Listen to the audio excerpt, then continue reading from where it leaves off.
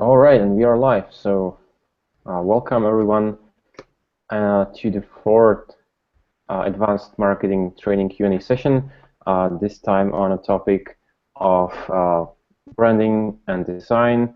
Together with me, I have here Slobodan Franeta, our speaker who recorded his lecture on this topic. Also, welcome everyone else here present. So we'll just start answering all the questions that you have submitted during the previous week. So, but first of all, let me just thank Slobodan here for joining us today, and also thanking for his great presentation that he delivered for the course. Thank you, Slobodan, and welcome. Thank you, Michal. I would like to thank you for allowing me to record this session. It was my first time to doing such things, so I hope it was useful for my colleagues. And I would like to thank them for questions they posted, because I saw I have questions here, and I think they're pretty interesting. So it will be. All right. That's great. You can actually see all the questions. That's cool. But I will just probably maintain the standard procedure that I will be asking the question and you will be answering. Okay. So it will be at least a form of an interview. So the first set of questions is from Anna Torotadze. Hi, Anna, by the way. So how to watermark multiple photos simultaneously?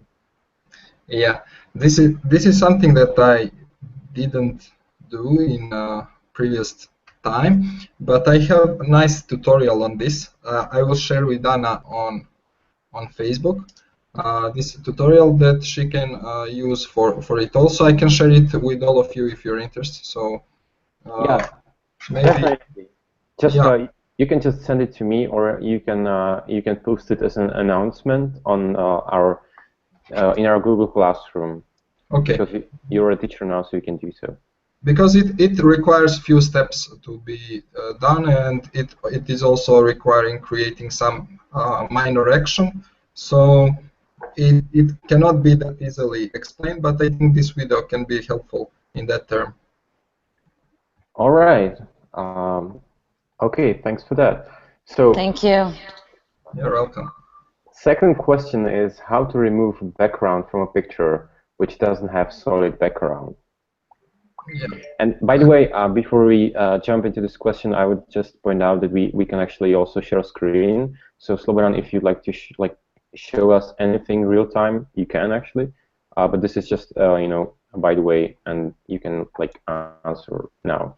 Yeah, I thought about that, but I will say that there are two ways of doing this. The one way is for people who have a really calm mind and really calm hand. It's calling the tool pen tool, where they can draw the path around the object they want to cut, and it is very good. But to be honest, I'm not for that. There is another option, which is buying action package, which is allowing us to mark the object we want to extract and then to do it. But I think that is not the cheapest way, but the most effective, to be honest. And the way with pen is much easier, but people need to take some time, at least for example, once I do it for one photo, I needed maybe 1 hour or 1 hour and 30 minutes to extract object that can fit perfectly. Thanks a lot, Slobodan. All right. So and the tool that you referred to, can you as well perhaps share a link with us, or? With Action Tool, yeah, I can. I will collect all the links and send it to you, so or make announcements so you can. Awesome, that's great. Okay, so let's jump on another sort of question by Luca Kubalia. So, can I use the template of conferences event? Can I use the template of conferences event cover for speaker announcement? I think following the same pattern would be eye-catching. Yeah, Yeah, this is something that I am working at this moment. I think we discussed this, that I will do some Photoshop files that all conference directors will be able to use, and it will be on the same pattern, but you will just use on your own. You will be able to change photos, text, and colors if it is necessary.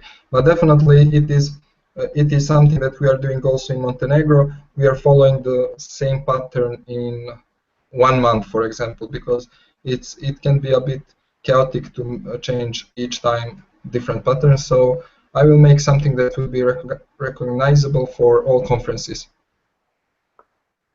Yeah, that sounds awesome. I think it's like probably the most convenient way of like promoting events using same graphic patterns, because like using different sets would probably, as you suggested, look pretty much chaotic. So this is great that there will be like resources from you available for all the regional conference directors.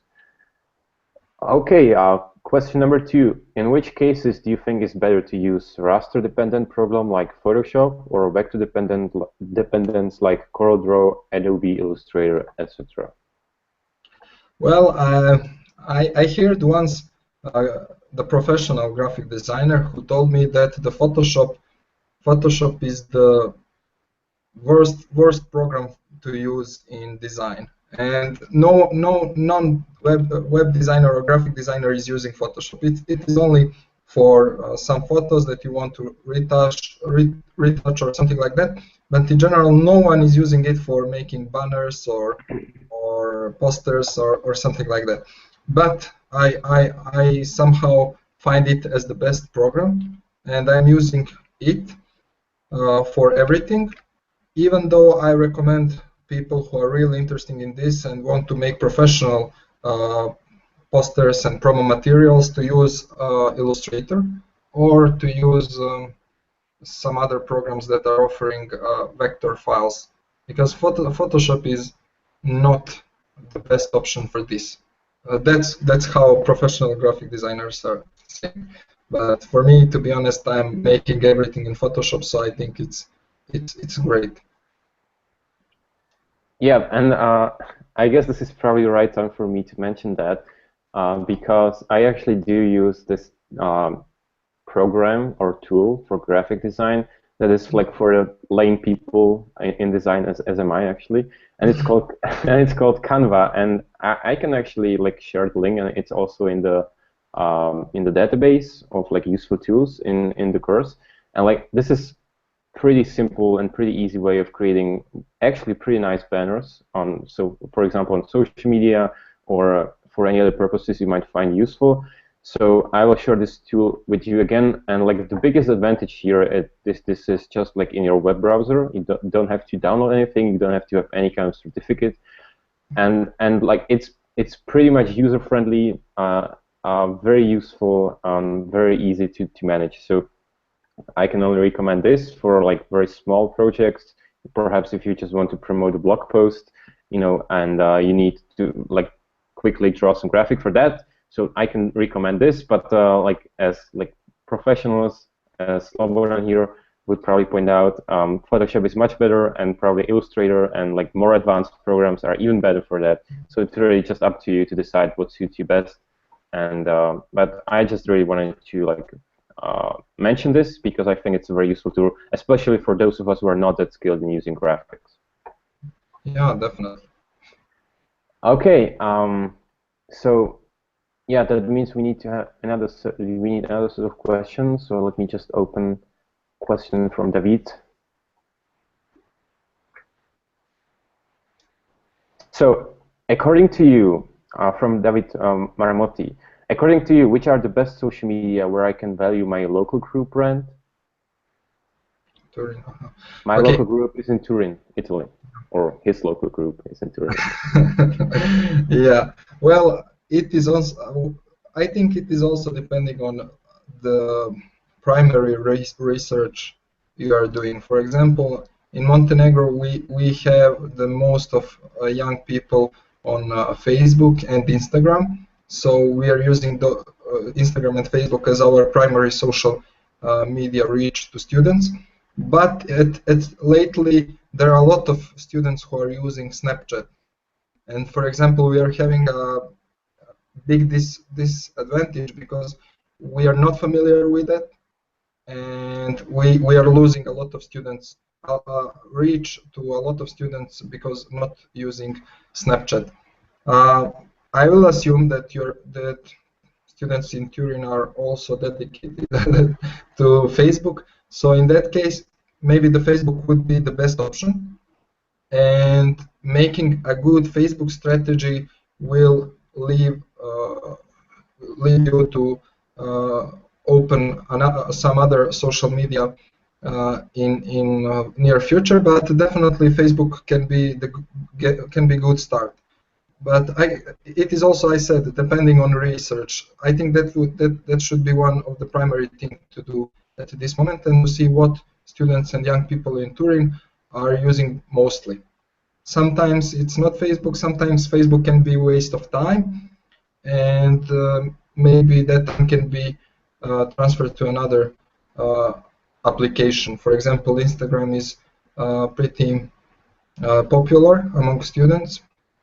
Now I am also thinking there was, but I rejected that idea. There was a thought in how to use this Pokemon Mania in posters and how to reach students with that. But in general, we dropped that because I'm not a big fan.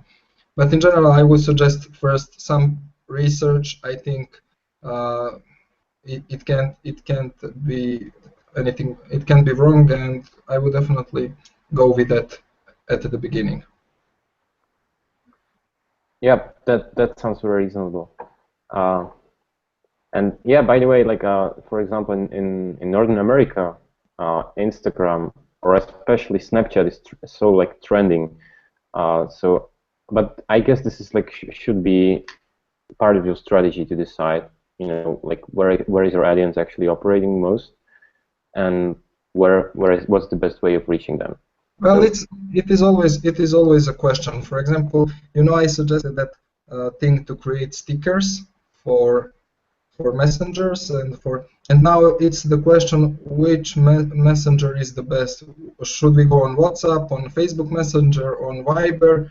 And that can be something that can push our idea on top or push our idea on bottom. So it's something that is depending on research and yep, and perhaps yeah, perhaps even some experimenting and testing. Yeah, definitely. Okay, second question from David. I'm not a Photoshop expert, but I'd like to create a circular logo, like the ESFL one, with the European map, to represent the Turin local group with the mole Antoniliana. Can I do it? Is there someone who can help me in the ESFL network? Well, yeah, with this, I can always help with this. I created many logos for local groups. So this is not anything that is that difficult. There is a Photoshop file which we are changing according to the needs. I can help with this. You can just send me an email, and also I can maybe I can give you some approach to the file so you can try it on your own. So it's not the big problem, I think. Yeah, that would be great. Having an access to such files that might be used for this PSD, I think that might be extremely valuable for everyone here. So thanks for that. Yeah, maybe I can share that file in ESFL Art Center. It is the file I made for Montenegrin Student for Liberty, and I'm just changing map or sure. They want in the background and the name of the country, so it's not something that is that difficult. Yeah, that would be awesome. Sharing that even right after this Q&A session would be great. Okay, so we have our second set of fourth set of question from Oleg Sirenko. So what is more important in NGO event banner?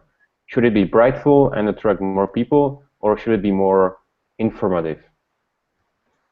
Well, to be honest, I'm running away from the banners that have a lot of information, and I think for most of people it's a huge distraction, and they're running away from it because I found it that when I was in my previous students organization, which is ISEC, I had a lot of problems because we put a wall of text on the posters, and somehow people and students would avoid it because they don't. You know how people are reacting. First, they see visually, and then they read something or they don't. Maybe the best example for this is the example 5 from the presentation about how Students for Liberty in North America did a poster about local coordinators, or how they call it, campus coordinator.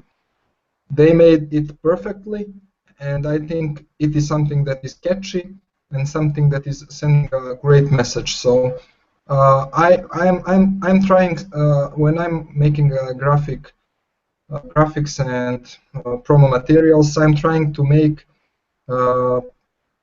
piece that is saying 1,000 words, like they say, images saying 1,000 words. So that's what I'm trying to do, and it is very important to go a bit in psychology and to use some tricks from psychology, maybe some elements that can be related to some words or something like that. So definitely I would go minimalistic with a strong message that is based on some psychological things.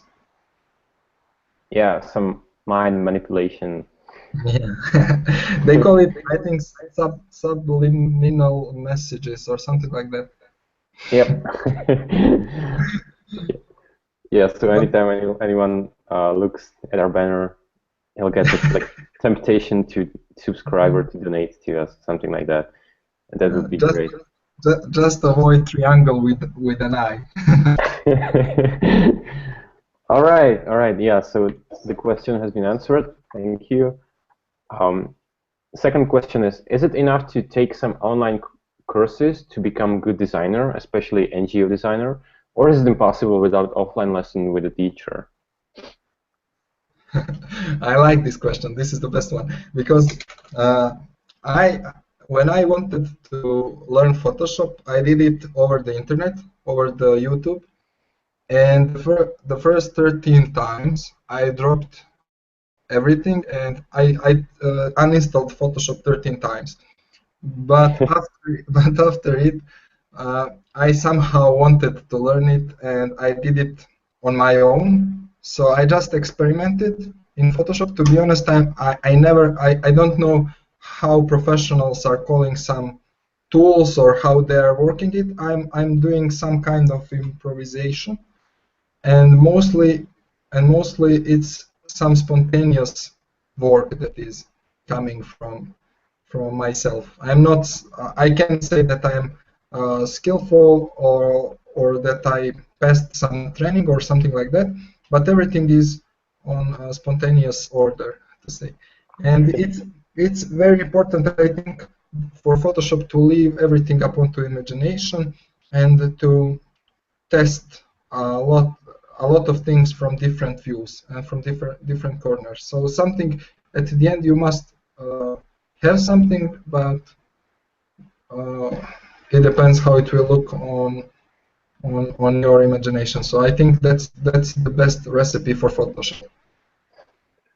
Yeah, and I actually think you're doing pretty well, Slobodan, and so you're like a great and inspirational example of how can you actually learn Photoshop or design from scratch without any professional guidance. So yeah, I took something like 1 semester for graphic designers, but I dropped out after 2 weeks. Yeah, because it was pretty boring, and when they are showing you how to do something, I felt like idiots. yeah, and like there are so many courses out there online. I don't know where, Udemy or Coursera, anywhere else. So Khan Academy. So many options. All right, thank you, Slobodan. The last little question from Mariam is, like, first one is, almost always we have our logo as a profile picture.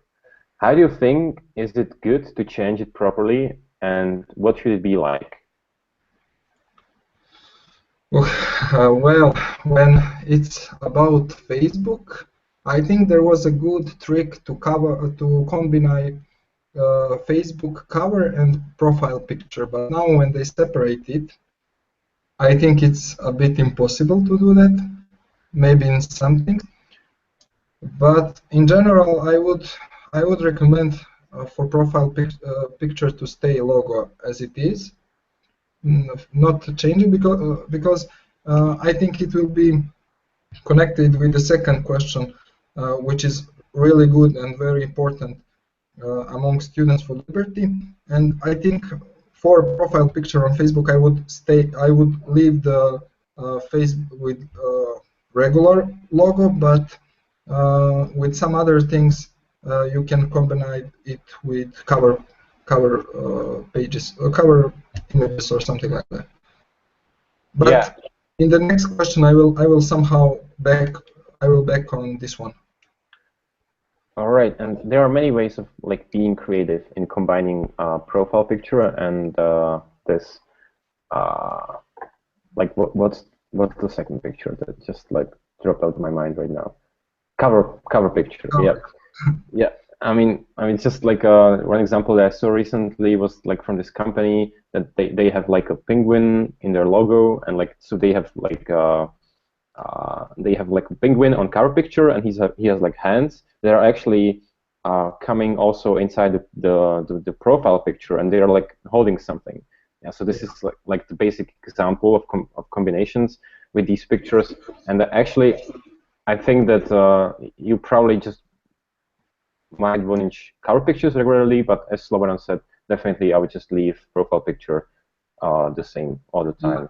But now it's different. I think they separate profile picture on the left side on the Facebook, and cover picture is also separated on the right side. So it's not possible, I think, to combine it like before.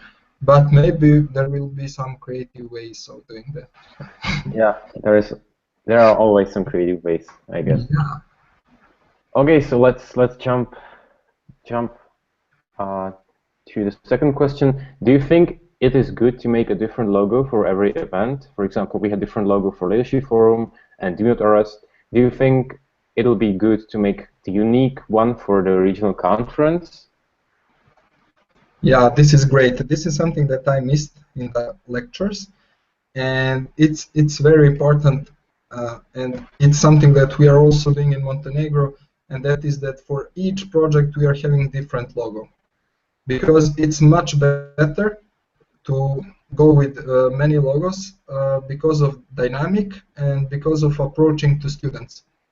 And when you are sending a lot of new brands, I will say mini brands or something like that, it is very easy to approach to many more students than you're approaching with regular logo and with some typography about it. So definitely it's great to use many different logos for many different projects. Actually, I will share with you my screen, and I will show, for example, how we did for how I suggest to you to approach to creating new mini brand logo. For example, we have a reading club in Montenegro, and this is what we did. Michal, do you see screen? Yeah. Yes. Yeah. I will just open this. So I just only suggest always to use colors of Students for Liberty, but to use different objects in logo. For example, this is for Reading Club in Montenegro, and that is very small project in Montenegro, but we are using unique logo for this one. And there is also a lot of other. For example, we have this. I think you saw this. This is for Club 8078. We have also for alumni. So we are always using different logos for different projects. So, and people are somehow relating to specific object, and there is many more here for some previous. For example, here is one. Here is for programs in Montenegrin Students for Liberty. So I would suggest that's a great idea, and I think I noticed that in Georgian Students for Liberty that they're using different logos for different projects, and I would also do it in on European level, as I think we are also sometimes following. So that I would strongly suggest that. Yeah, and Thank you. I actually forgot to ask questions from Yaroslav, but I would probably first follow up with my question on what have you just mentioned. So what is actually the process of creating logos there? Because I mean, it seems to me that you guys in Montenegro, you are some kind of a logo factory, because you're like creating so many of them and they're looking awesome. So I mean, do you have like any like you know, database of stuff that you use for that, or like what's the basic procedure here? If you could just very briefly describe that. Well, I will show you again with some basically easy example. For example, we have that poet in Montenegro who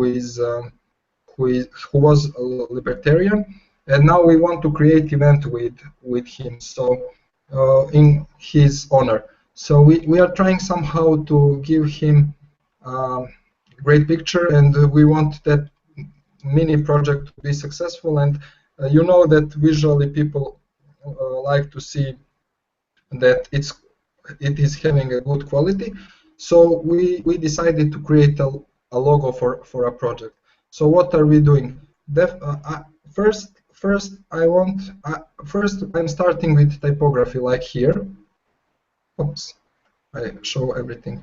Well, this is the name of the poet, and I'm now thinking how and what I would like to add to this logo. So we are creating. I add this, as this is something that is representing honor and eternity glory or something like that, and I add this date of the event when it will happen. And this is also one of the things of the text I wanted to add. And then we are creating something that is specific for Student for Liberty, and that this is this circle. And when you create a circle, you can add in it whatever you want. In this example, I add the face of our poet, but created in some filter effects or something like that. And this is how we are making logos in Montenegro. It's pretty. For example, this took 5 minutes. So in general, it's not that difficult. It's just, I think, about idea. Yeah, this is awesome. In 5 minutes, you can have a logos. So, this is awesome, and it looks so easy when you're doing that. Well, yeah, but you need to drop 13 times Photoshop before that. Yeah, well, that was great, and I think that like that's an awesome inspiration for everyone here. Okay, so back to Yaroslav's questions. So, can a person be relatively good at marketing without having advanced Photoshop skills? Is it really that important, or will it go rudimentary with the flow of time and growth of organization? Yeah, the thing is, the marketing is not about Photoshop and not about graphic design. Graphic design and Photoshop are related to advertising, maybe more. Marketing is a huge branch of economics, and I think in marketing you can go in some other ways if you have some creativity, maybe it's there are a lot of things you can do in marketing, from I think from basics like, I don't know, creating a budget for advertisement, or suggesting some ideas, brainstorming, or anything else what is not related with Photoshop. I think Photoshop graphic design are mostly related to advertising, which is again something else. And of course, there are a lot of people who are not even close to be good in Photoshop, or who don't know what Photoshop is, but they're good in marketing. I think marketing is having some different skills than advertising and other branches of marketing. Yeah, and you can always use Canva. if you need. But it's very important to have someone who is working with graphics, so you can send your message from the head to the Photoshop or some other tool. Yeah, definitely. And I really think that it just depends on what kind of level of marketing are you operating.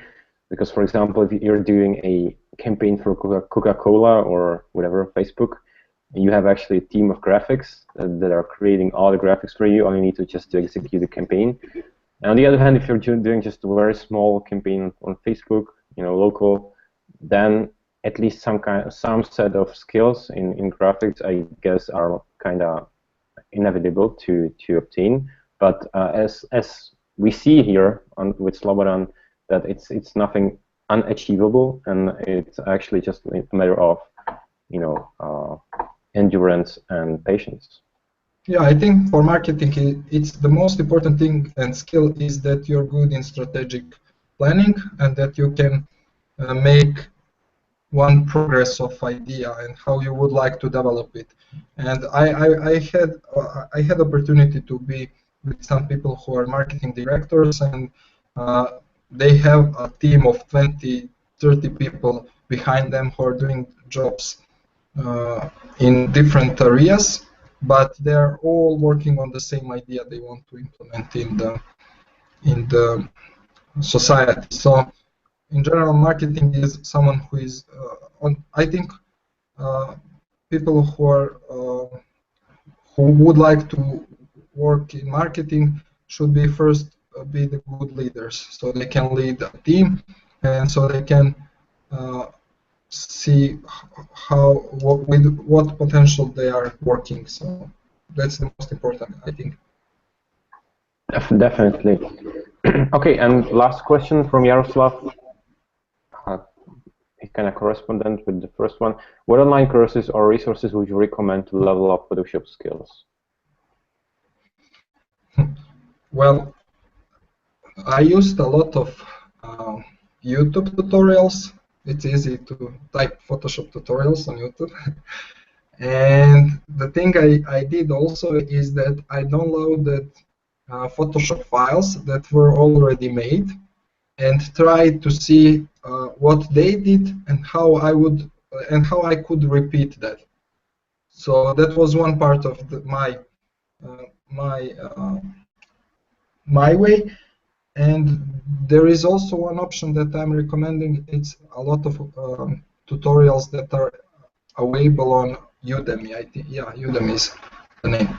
Some of them should be paid, but I would, if I'm choosing between YouTube and Udemy, I would definitely go on YouTube, because there are a lot of free resources, and you can go for a particular thing. For example, I skipped those online tutorials where they're explaining what tools are and how we use them, but I go to how to make typography, how to make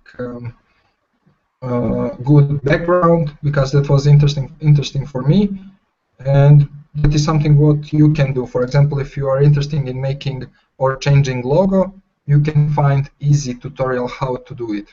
So I started with that, I think, because when I was 16, I founded the first gaming company, and I tried to see how to make logo for our company, and it was extremely expensive. I think 600 euro in Montenegro. So I decided to learn how to make logo, and that is what I learned on YouTube for the first time, I think. So definitely, I suggest that. Okay, thank you. You're welcome. All right, so I guess that all question now has been answered. Thank you very much, Slobodan, again for joining us today, and thank everyone here present for joining us and participating in this Q&A session. As always, the final assignment deadline is Sunday, 12 p.m. I'm looking forward to seeing all your designs that you'll be creating, and yeah, thank you again for attending, and I'm looking forward to seeing you next week for the last session that we'll have with Daniel Essing, and we'll be talking about how to actually promote events and conferences and stuff like that. So, and yes, of course, thanks again, Slobodan. It was a pleasure to have you today here. Thank you. Thank you. All right. Okay, so have a nice rest of your evening, and goodbye. Goodbye. Have a great day, and I hope we'll meet soon. Bye-bye. Bye-bye. Goodbye.